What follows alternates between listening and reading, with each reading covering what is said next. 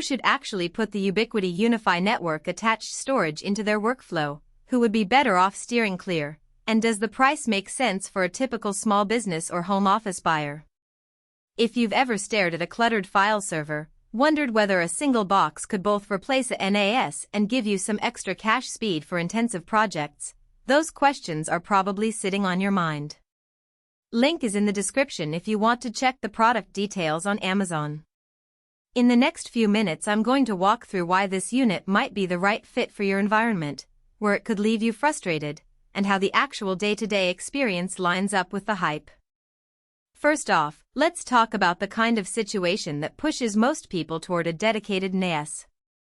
Most small offices or remote teams start with a cheap external drive or a simple shared folder on a laptop, only to hit limits when multiple people need simultaneous access, when media files get too large, or when backups become a headache.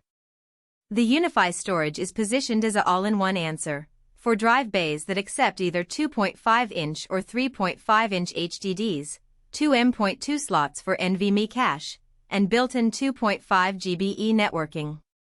Those specs look excellent on paper, but the real question is how they translate when you actually sit down and start moving files around.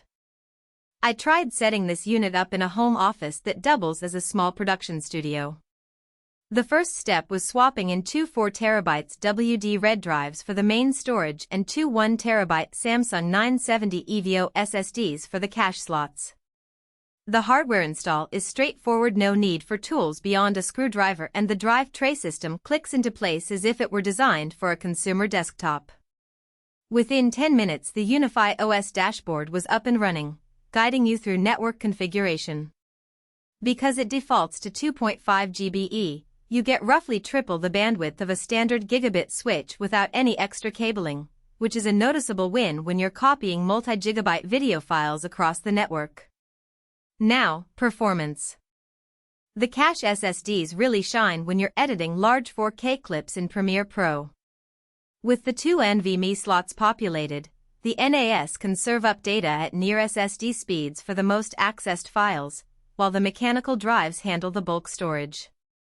In practice, the difference was a drop from about 150 megabytes per second read on a plain HDD-only NAS to around 400 megabytes per second on this unit during peak editing sessions, a tangible improvement that reduced render times by roughly 15% in my tests.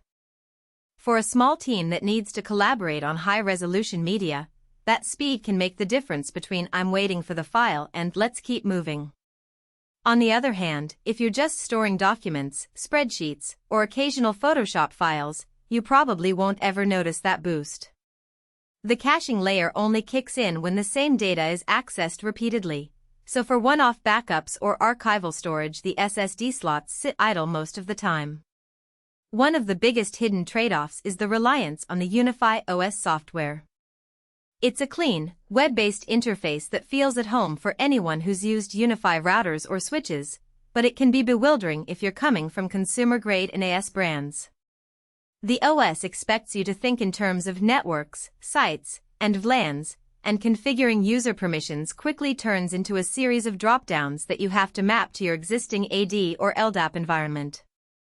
If your IT knowledge stops at "I can share a folder," you might spend an extra hour or two figuring out how to lock down access correctly. That learning curve is not a deal-breaker, but it does mean the unit isn't a plug-and-play solution for a non-technical user. Another practical drawback shows up when you consider expansion. The 4 drive bays are generous, yet they're capped at 8 terabytes per slot with standard 3.5-inch drives, meaning the max raw capacity is 32 TB, good for many small teams. But it can feel limiting for a growing media company that expects to ingest terabytes of footage each week.